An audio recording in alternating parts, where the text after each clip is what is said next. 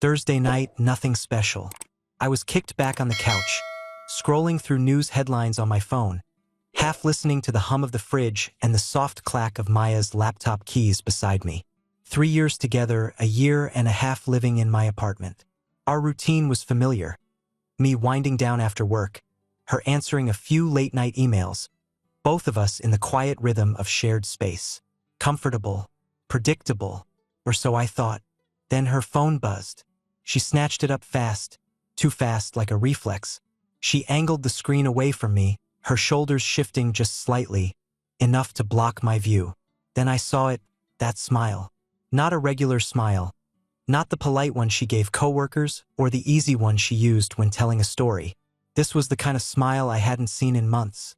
The one she used to flash me back when we were first dating, when she was still hungry for me. It was sudden, alive, and private. Another buzz. Her fingers tapped quickly across the glass, both thumbs working fast. She was gone to the world around her, absorbed in whatever lit that grin. I kept my eyes on my own phone, but my gut was already tight. I've always trusted my instincts. They've saved me on job sites, saved me in fights, saved me in relationships.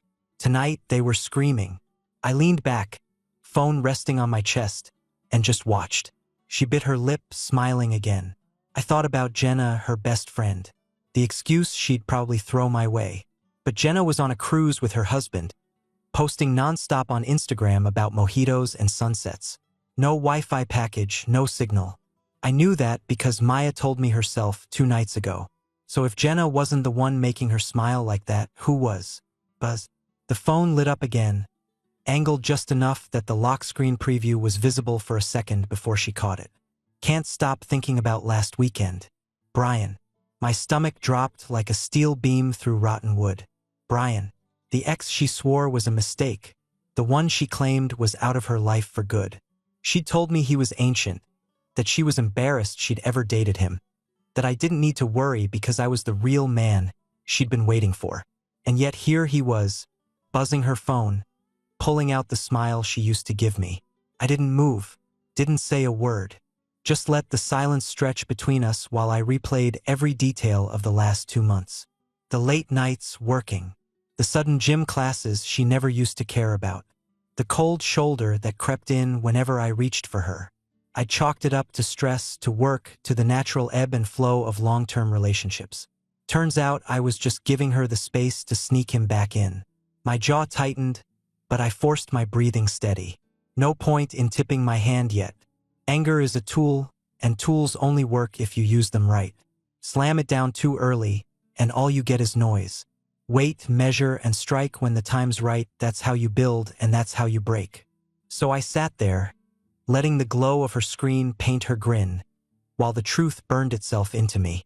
My girlfriend wasn't just texting someone. She was texting him.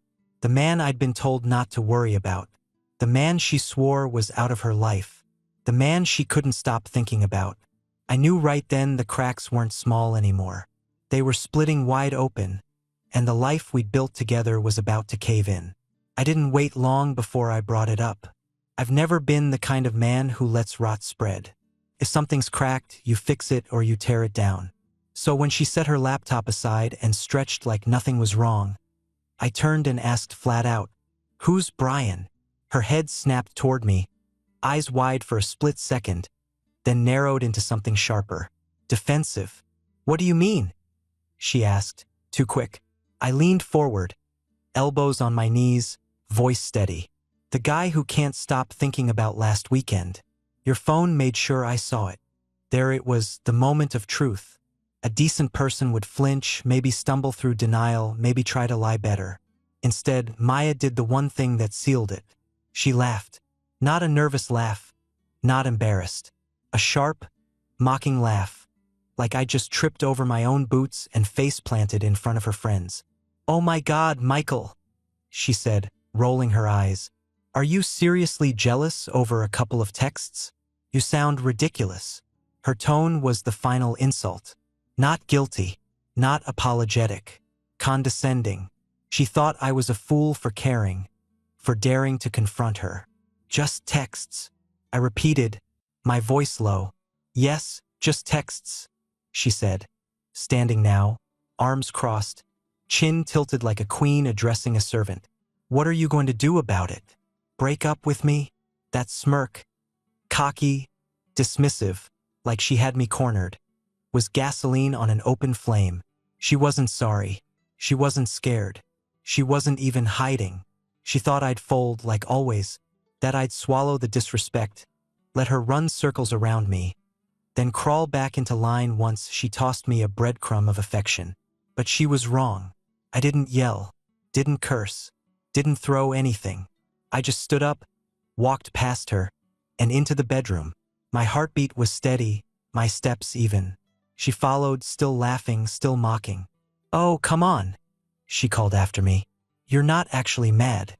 Don't be dramatic." Her laughter grated against the walls as I slid the closet door open. My hand wrapped around the handle of the expensive suitcase I'd bought her last year for the Europe trip she'd begged to take. Top of the line, heavy-duty wheels, smooth leather trim. She'd loved it, bragged about it, told everyone it was proof of how much I cared. I set it on the bed and unzipped it. Her laughter stumbled. "Wait, what are you doing?" I didn't answer. I folded shirts, stacked jeans, and dropped in my shaving kit. Methodical, calm. Every movement has its own kind of statement. She chuckled nervously. "You're packing? Really?" I slid my PlayStation games into the side pocket, zipped it shut. "You asked me what I was going to do," I said evenly. "You're looking at it." Her smirk faltered, cracking like thin ice. "You can't be serious." I didn't bother replying. The suitcase thudded heavier with each piece I added: shirts, jeans, toiletries, chargers. Every item was a brick in the wall I was building between us. She hovered by the door, laughter gone now, voice sharp with something new. Fear. "Michael, stop. You're blowing this out of proportion. It's not what you think." I placed my leather boots on top, shut the case, and snapped the locks closed. The sound was final, metallic, like a cell door shutting. She stepped forward, her voice desperate. "It's just Brian. It's just texts. You know I love you." I lifted the suitcase off the bed, the weight solid in my hand, my decision solid in my chest. I turned to her, looked her square in the eyes, and let the silence sit between us. For the first time in a long time, I wasn't the one being laughed at. She didn't know what to do with my silence. The laugh that had carried her so far was gone, and all that was left was a shaky tone as she tried to reel me back in. "Michael, just talk to me. You're scaring me." I didn't look at her. I kept folding. Methodical. Shirts lined up, jeans rolled tight, socks paired and dropped in with precision. I've always been orderly, tools in my garage, numbers on a spreadsheet, gear on a job site. Tonight, that same discipline was the rope I used to pull myself out of the hole she dug. "Michael," she pressed, softer now. "We can fix this." I finally turned, phone in hand. "Fix this." I held up the screen, scrolling through the screenshots I'd collected over the last week. I'm not an idiot. I'd noticed the patterns, the late nights, the smiles at a phone that wasn't mine. I'd quietly pulled the texts, the photos she'd thought were private. Photos with GPS tags that put her right at Brian's apartment, 2 towns over. Her face drained. No more laughter. Just the pale look of someone cornered by their own reflection. This isn't just texts, Maya. It's 2 months. 2 months of lies while I paid the rent, the bills, the insurance. Michael," she stammered, stepping toward me. I cut her off with a raised hand. Don't waste breath on excuses." She froze, hands shaking, eyes wet. The same mouth that had laughed at me minutes ago was begging now. "I'll block him, look." She fumbled with her phone, tapped, swore, waved it at me. "There. Blocked. Gone. Please." It was nothing. A mistake. I placed the last of my toiletries in the suitcase and zipped it closed with a single, sharp pull. Too late. I sat on the edge of the bed, pulled up the banking app, and started closing doors. Autopay? Gone. Her phone line on my plan? Cancelled. Car insurance under my account? Terminated with a click. I shifted utilities out of my name, my fingers moving fast. Efficient. The same skills I used to build a stable life for us were now dismantling her comfort like tearing down rotten scaffolding. Her voice grew frantic. You can't just… Michael, where am I supposed to? That's your problem now. My tone was calm, steady, the kind of calm that comes after a storm when all that's left is the wreckage. She reached for my arm, but I pulled it back and tapped the rideshare app. A driver would be here in 10 minutes. My way out was already on the road. Michael, please, she cried, sinking to her knees beside the bed.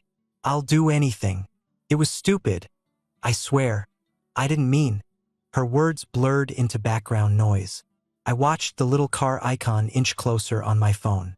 Every second that passed was a second closer to freedom. The suitcase waited by the door. My boots were laced, my jacket hung on the hook. All I needed was the knock outside. She sobbed harder. Don't leave me. Don't do this. But she'd already done it. With every laugh, every lie, every moment she thought she was clever enough to play both sides, she'd written this ending herself. I was just giving it a form. When the notification buzzed, your driver had arrived, I stood. Maya scrambled to her feet, blocking the doorway like she could keep me caged with tears. But my decision wasn't up for debate. I moved past her without a word, my suitcase rolling behind me. Every step echoed louder than any apology she could offer. The apartment door felt heavier than usual when I pulled it open, suitcase in hand. Maybe because I knew I wasn't coming back. The Uber idled at the curb, headlights washing the building in pale yellow. I could see the driver glancing at his phone, waiting for me to confirm the ride. Behind me, Maya's voice cracked into the night. Michael, wait. Please, don't do this. She grabbed at my arm, nails digging in like she thought she could anchor me. I shook her off, calm, steady, like shaking dust from a jacket. The driver popped the trunk, and I carried the suitcase down the steps. Sir, let me help you, the driver said, hustling over. He was a stocky guy in his 40s, smelled faintly of cologne and cigarettes. Together we hoisted the suitcase in, the thud of it landing in the trunk sounding final. Maya stood at the top of the steps, barefoot in her leggings and oversized sweatshirt, her hair pulled loose from its tie. She looked small against the dark, smaller than she ever had inside the walls I'd built for us. But I wasn't about to mistake that smallness for innocence. Her voice carried down, shrill and desperate. Michael, please, don't leave me like this. We can work it out. I straightened, met her eyes, and spoke the only words I'd given her since I started packing. You asked me what I was going to do. I paused, letting the moment hang heavy. Exactly what you said. Break up with you. The sentence hit her like a slap. She froze, arms wrapped tight around herself. No more words coming, just silence. I slid into the back seat, the driver closing the door behind me. As the car pulled away, the building shrank in the rear window, and with it, the life I'd carried on my shoulders. My phone lit up almost instantly. Calls, texts, notifications piling up like junk mail. I muted it, slipped it face down on the seat beside me. I wasn't interested in her explanations, her bargains, her sudden promises. For the first time that night, I leaned back and let myself breathe. Not relief yet. That would come later. This was something harder, heavier, like breaking a bone clean instead of letting it splinter. Painful, sure, but it would heal straight. The driver glanced at me in the rearview mirror. Rough night, huh? I met his eyes briefly, gave a small nod. Something like that. He didn't press. Good man. The city slid by outside the window, neon signs buzzing, bars still open, people stumbling out laughing, couples arm in arm. Life going on, oblivious to the fact mine had just split in two. But I didn't feel hollow. I didn't feel broken. What I felt was the sharp edge of focus. Maya had thought I'd cave, that I'd argue, shout, beg, fight to keep what she'd already thrown away. She'd laughed in my face, certain I was too soft to act.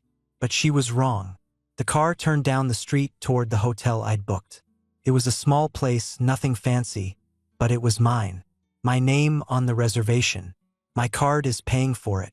My choice. That was the difference. I wasn't walking away empty-handed. I was walking away with control, with my dignity intact, with my future still mine to shape. As the car slowed to the curb, I reached for the suitcase handle. The leather grip was solid under my palm, heavy with everything I needed to start fresh. Funny how the same gift I'd once bought her became the vessel of my escape. I stepped out into the night air, suitcase rolling behind me, and didn't look back. The door to that chapter had closed, and I wasn't about to reopen it. The first 48 hours after I walked out were quiet. Too quiet. I thought maybe she'd let it sink in, accept what she'd lost.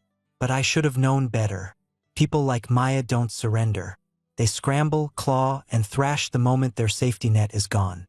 The storm hit on the second morning. My phone lit up with 30 unread texts before breakfast.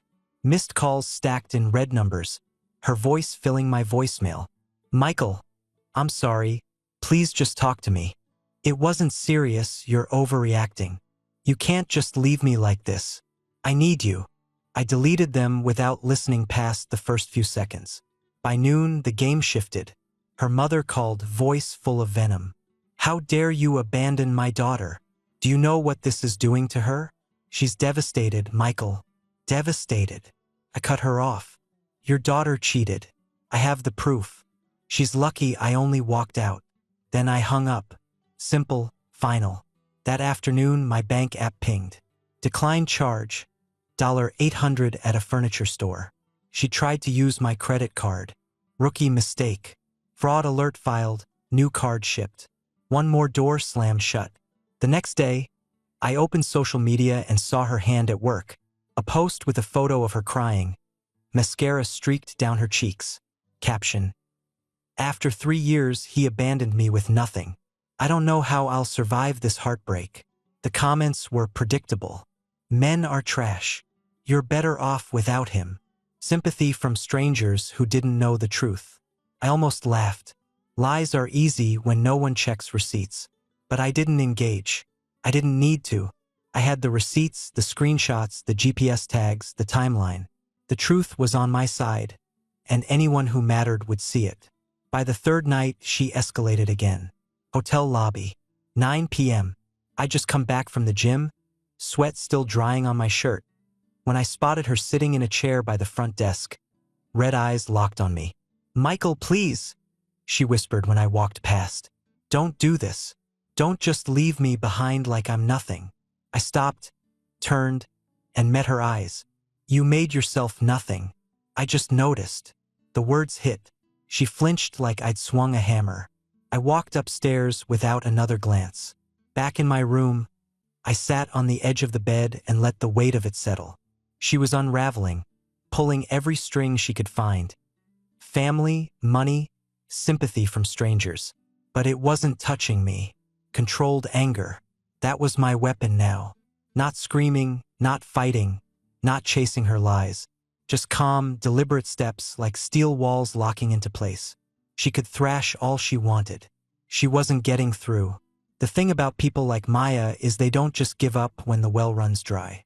They believe the world owes them water, and if you stop pumping it, they'll try to pry the handle off with their bare hands. By the fourth day, her desperation had mutated into something almost comical. A buddy of mine, Chris, called me up. Hey man, he said carefully. Maya's been talking. Said you lost it. Packed up in some kind of breakdown. I almost laughed. A breakdown? Yeah. She's telling people you got paranoid, went off the rails. Said you imagined everything with Brian. I pulled my phone out, flipped through the folder labeled evidence. Screenshots of texts, photos stamped with dates and locations, the proof stacked neat and undeniable. Chris, if she's feeding that line to anyone, tell them I've got the receipts. They want to see. I'll show them. There was a pause, then a chuckle. Knew you'd have it covered. Don't worry, man. We got your back. So much for that angle. By the end of the week, my manager called me into his office. Maya had taken her act corporate, phoning HR in a tearful voice, pretending to be my fiancé. Claimed I was unstable, needed time off, maybe even a psych eval. My manager, a practical guy with no patience for drama, leaned back in his chair. I figured it was garbage, but you want to fill me in? I pulled the same folder, set it on the desk. Ex-girlfriend. She cheated, so I walked. Now she's spiraling. He scrolled through the messages, shaking his head. Unbelievable. You're fine, Whitaker. Don't sweat it. If she calls again, we'll route it straight to legal. Strike two. But Maya wasn't finished. She turned her fire on mutual friends, showing up uninvited at gatherings. Crocodile tears in full display. Michael abandoned me. He was my whole world. He just snapped. The problem with lies is they're brittle. They sound good until someone presses a thumb to them. My friends pressed and they cracked wide open. Screenshots passed around. Truth shared in group chats. Sympathy curdled into disgust. But not for me. Her desperation grew sharper with each failure. By the 10th day, I got a late-night call from an unknown number. Against my better judgment, I answered. Michael. Her voice was syrupy, fake sweet. I want to understand why you're doing this. Why are you trying to destroy me? I stayed silent, listening to her try to spin the blame back my way. You don't have to be cruel, she said. We could fix this. We could just forget about Brian. Pretend it didn't happen. Finally, I spoke. Forget it? You laughed in my face. Maya, you mocked me for caring. That's what killed it. Not Brian. Not the texts. Your laugh. Her voice hardened instantly, the mask slipping. You'll regret this. You think you're strong now, but you need me. You always needed me. I ended the call without another word. It was almost funny, watching her spiral. Lies, manipulation, threats. Each one weaker than the last, each one bouncing off the wall I'd built around myself. She wanted me to play her game, to argue, to fight, to get down in the mud with her. But I wasn't giving her that. Controlled anger. That was the difference. She could scream, but my silence was louder. She could spin stories, but my truth was heavier. She could claw, but I wasn't her host anymore. The more she pushed, the more she revealed herself. And the clearer it became to everyone else that she wasn't the victim. She was the problem. I thought I'd seen the worst of it, the fake sob stories, the lies to my friends, the stunt at my job. But people like Maya don't quit. When charm and manipulation stop working, they get bold. And when they get bold, they get sloppy. 2 weeks out, I got a letter from a bank I'd never heard of. Thank you for your credit card application. Currently under review. My stomach tightened. I hadn't applied for anything. I pulled my credit report, and there it was. 3 new applications, all in my name, all filed within the last 5 days. Identity theft. That was it. Line crossed. This wasn't just betrayal or games anymore. This was a crime. I drove straight to the precinct, folder in hand, screenshots, timestamps, every piece of proof I'd been collecting since this whole mess began. The detective at the desk was an older guy, worn around the edges but sharp in the eyes. He skimmed the documents, nodded slowly. You did half my job for me, he said. She left a trail a mile wide. I signed the statements, froze my credit, locked everything down. It felt less like defense and more like war prep. She'd taken a swing at my future, and now she'd feel the recoil. 3 days later, the call came. Mr. Whitaker?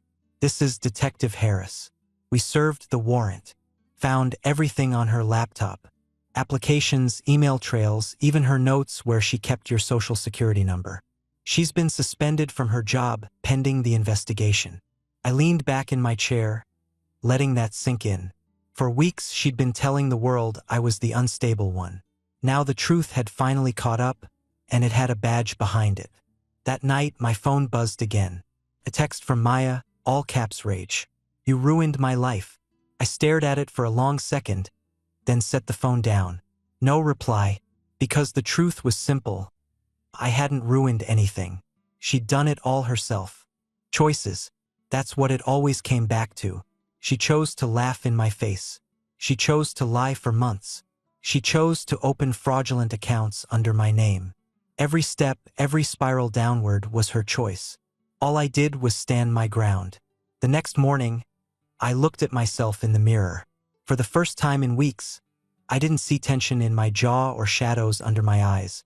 I saw a man who had cut out the rot, who hadn't let himself be dragged down into the muck. And I knew this wasn't just survival anymore. It was a victory. 30 days after I walked out, her grace period was over. The lease was in my name, not hers, and the landlord had made it clear, without me, she wasn't staying. I stopped by the apartment with Robert, the landlord, to do the walkthrough. The moment we opened the door, the smell hit us. Garbage, sour food, stale beer. My place, the one I'd kept neat and orderly for years, looked like a war zone. The walls were punched through, drywall crumbling in jagged holes. Mirrors shattered, glass glittering on the carpet like broken ice. Kitchen cabinet doors hung off their hinges, the fridge door dented like someone had kicked it in. Robert whistled low. Jesus, man, she really went at it. I nodded, jaw tight, forcing myself to stay calm. Rage was there, no doubt, but rage was useless here. Documentation was the weapon now.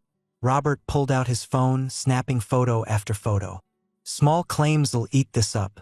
She won't stand a chance. In the corner, I spotted a box. Cardboard, half-crushed, taped sloppy. I knew what was inside before I opened it. Old photos, cards, the so-called memories we'd built. Smiling vacation shots, anniversary dinners, little notes she used to leave me when she pretended to care. It was supposed to sting, to remind me of what we'd lost, maybe even guilt me into second-guessing everything. Instead, it just looked pathetic. Ghosts of a life she'd torched with her own hands. I carried the box outside, dropped it straight into the dumpster, and slammed the lid shut. Robert raised an eyebrow. That was personal stuff, wasn't it? Was, I said flatly. Now it's trash. And it was. The past was garbage, and I wasn't carrying it anymore. We finished the walkthrough, Robert shaking his head as he tallied the damage. Thousands of dollars, easy. She'd made her statement loud and clear. If she couldn't keep the place, she'd burn it down on the way out. But here's the thing about destruction, it doesn't rebuild anything. It doesn't give you a future. It just proves you lost. When I turned in the keys, there was no weight on me, no ache in my chest. Just the clean, final cut of knowing that chapter was done. Her mess was hers now. Mine was behind me. A few weeks later, I got the call I'd been expecting. Detective Harris again. His voice was matter-of-fact, almost bored, like this kind of thing happened every day. She's in custody, he said. Identity theft, fraud, the works. The laptop was full of it. We've got enough to move forward with charges. I thanked him, hung up, and set the phone down. No rush of victory, no fist-pumping triumph, just a quiet sense of confirmation. She'd written her own ending, and now the system was stamping it official. Maya had no job, no apartment, no Brian to run back to. Word was he'd cut her off weeks ago. She was back at her parents' house, the same place she swore she'd never crawl to again. And me? I wasn't looking back. I'd moved into a smaller place on the other side of town. Nothing flashy, nothing expensive, but it was mine. The fridge had only what I bought, the couch had only my weight in it, and the silence wasn't heavy, it was peaceful. I started hitting the gym again, not for anyone else, just to feel my body tighten, to feel strength return where stress had worn me thin. I bought a used guitar, let my calloused fingers stumble over chords until the sound started to make sense. I booked a solo trip to Japan for spring, something I'd always wanted but never dared while tethered to someone else's excuses. Funny thing was, every time I packed for the gym or an overnight, or even looked at that suitcase in the corner, I smirked. The same suitcase she used to flaunt, bragging to her friends about how thoughtful I was. The one she thought was hers. The one I filled with my freedom. That suitcase became a symbol, a reminder that sometimes the best revenge isn't shouting, or fighting, or burning bridges. It's packing your life into a box, wheeling it out the door, and never looking back. She once asked me with that smug little laugh, "What are you going to do? Break up with me?" Now she had her answer. It was in the quiet gym sessions, the first clean guitar chords, the passport renewal sitting on my desk. It was in every step I took away from her lies, every breath of peace in my own space. The revenge wasn't in her downfall, it was in my freedom. And freedom never felt so good. Subscribe and stay one step ahead of cheaters. And trust me, the next story makes this one look like a fairy tale.